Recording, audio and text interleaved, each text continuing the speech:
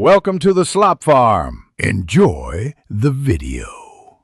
Start by extracting entities and primary keys from the ER diagram. You must pick clear, stable keys. Next, record cardinalities and mandatory versus optional relationships. This defines constraints. If you see weak entities, mark their identifying relationships and composite keys. Once done, map attributes to their entities and flag multi-valued attributes for separate tables. This avoids later surprises. Make sure to create a short legend of symbols and abbreviations so you stay consistent. Now convert relationships into schema constructs. For one-to-many, add the parent primary key as a foreign key in the child table. This keeps referential integrity. For one-to-one, choose the side that will hold the foreign key based on optionality and access patterns.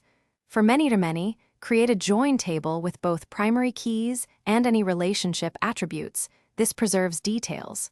Once mapped, normalize tables to at least third normal form to avoid redundancy and simplify updates. Finish by assigning data types, indexes, unique constraints, and cascading rules. This enforces expected behavior. Then write the DDL, create table statements with primary key and foreign key clauses, and deploy to a test database.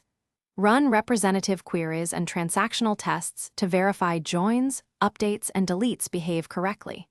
If things go wrong, check FK directions and nullability first. Often a missing FK or incorrect optionality causes failures, so adjust constraints and retest immediately. Thanks for watching.